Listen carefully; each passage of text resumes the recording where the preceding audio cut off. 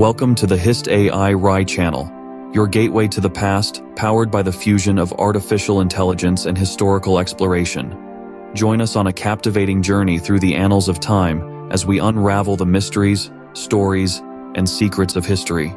From ancient civilizations to modern revolutions, our channel is dedicated to bringing the past to life through informative and engaging content.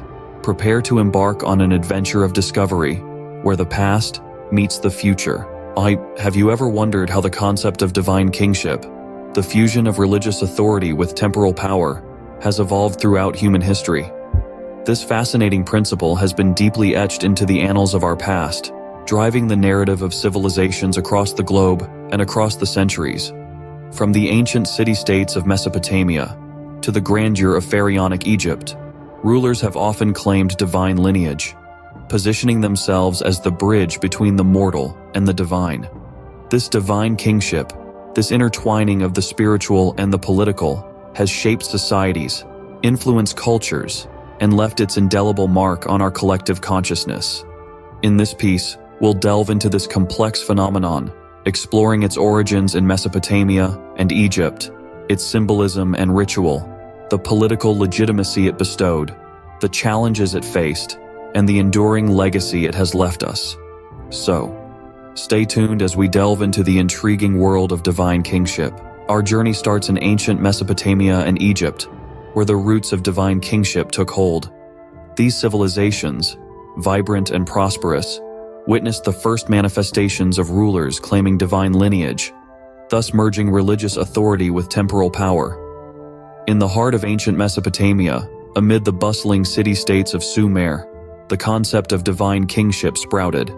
Kings were viewed not merely as political figures, but as divine representatives chosen by the gods.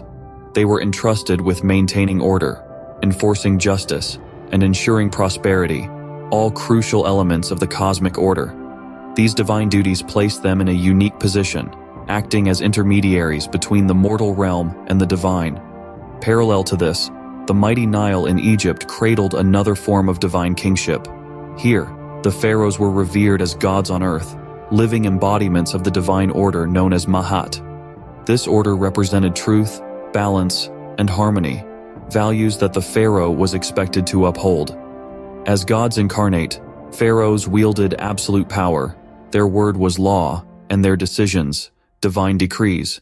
But it wasn't just about power and control. The pharaohs were also seen as the protectors of their people, responsible for their well-being, both material and spiritual.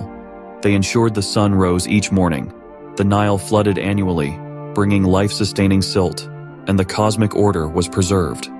These early examples of divine kingship shared a common thread: the fusion of religious authority and political power. The rulers, seen as divine or divinely chosen, were entrusted with maintaining the cosmic order, ensuring prosperity, and protecting their people. This belief system allowed them to legitimize their rule, command respect, and maintain social order. These early examples of divine kingship set the stage for its evolution across different cultures and civilizations. From the ancient city-states of Sumer to the banks of the Nile, divine kingship left an indelible mark on human history, shaping societies, influencing politics, and transforming the very concept of power and authority. The legacy of these divine rulers continues to echo through the ages, reminding us of a time when gods walked among mortals and kings ruled by divine decree. In the realm of divine kingship, symbolism and ritual played a pivotal role. These elements were not mere performances or artistry.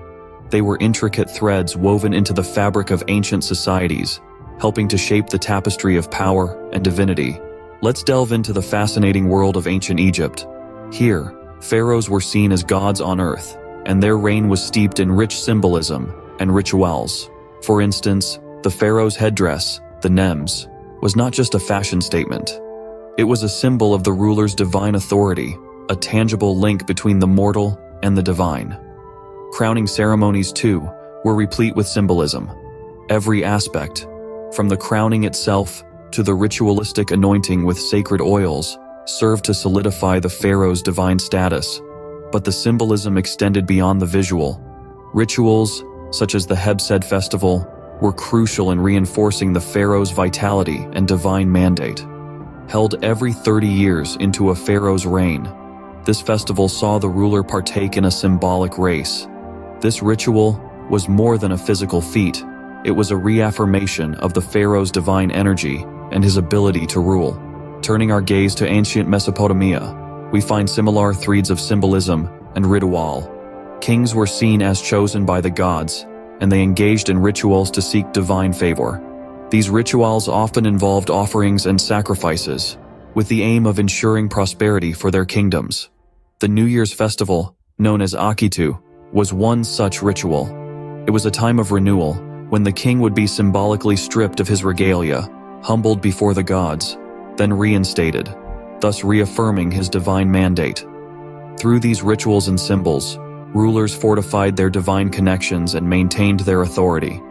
They served as a bridge between the mortal realm and the divine, a conduit through which blessings could flow to their kingdoms, and in doing so, they etched their divine status into the consciousness of their people, creating a lasting legacy of divine kingship. Divine kingship was more than just a religious concept. It was a tool for political legitimacy and social order.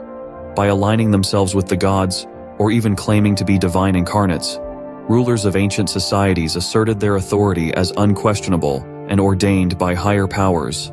This divine sanction served as a powerful tool for legitimizing their rule, positioning them above the criticism and dissent that could destabilize their reign. Moreover, divine kingship fostered obedience and loyalty among the populace. The idea that the king was a god or chosen by the gods instilled a sense of awe and reverence in the people. This reverence often translated into obedience, as to disobey the divine king was to defy the gods themselves. In this way, divine kingship served as a mechanism for maintaining social order and harmony. Beyond obedience, divine kingship also reinforced the hierarchical structure of society. By placing the king at the apex of the social pyramid as a divine being, it created a clear distinction between the ruler and the ruled. This distinction was not just about power, but also about identity. The king was not just a man, but a god, or a representative of the gods, setting him apart from ordinary mortals. Finally, divine kingship justified absolute authority. The concept of the divine right of kings, which evolved from divine kingship, granted rulers absolute authority over their realms. As the king was seen as a divine figure, his words were considered divine commands that could not be contested. This absolute authority allowed rulers to make decisions unilaterally, shaping the destiny of their kingdoms without opposition. Divine kingship thus provided a backbone for the structure and function of ancient societies. It was a complex interplay of religion and power that shaped the political landscape of the time, influencing the way societies were governed and how people related to their rulers. It was more than a belief system. It was a social contract, a political strategy, and a way of life that defined the ancient world. Despite its power, divine kingship was not without its challenges and transformations. As societies evolved, so did the concept of divine kingship, often facing opposition from various quarters. One such opposition came from religious institutions. In many ancient societies, the religious and political spheres were closely intertwined, with the king often holding the highest religious office. However, as religious institutions grew in power and influence, they began to challenge the king's divine status. This tension between religious and political authorities could lead to conflict and even rebellion, as each side vied for supremacy. At the same time, divine kingship also faced competition from other claimants to divine authority. These could be rival kings, prophetic figures, or charismatic leaders who claimed to be chosen by the gods. This competition could undermine the divine king's authority and destabilize society, leading to power struggles and civil wars. Another significant challenge came with the rise of monotheistic religions, such as Judaism, Christianity, and Islam.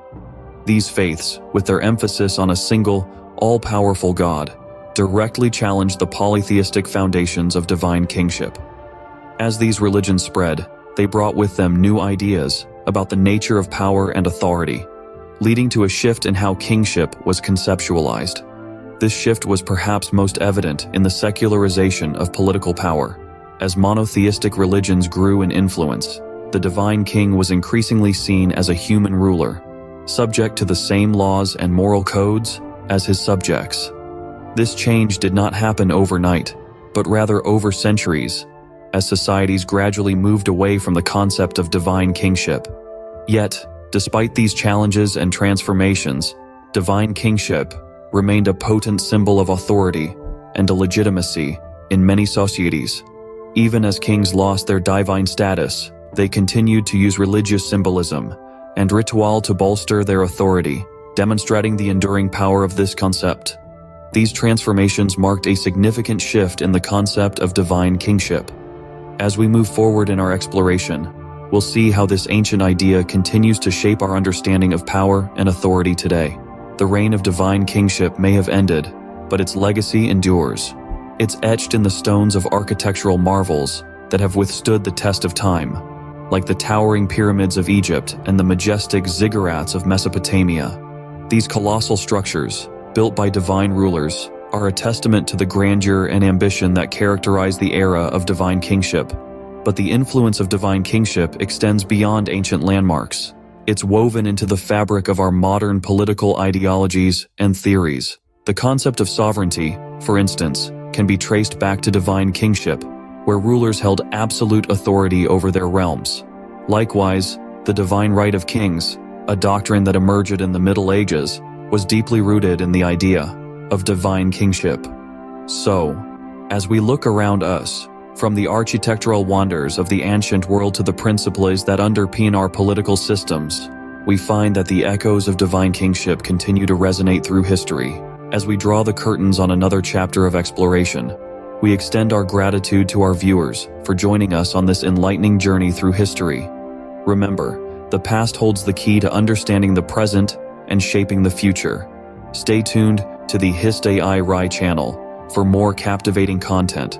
And don't forget to like, subscribe, share, and hit the bell notification to stay updated on our latest videos. Until next time, keep exploring the past with us, where every discovery is a step closer to understanding our shared human story.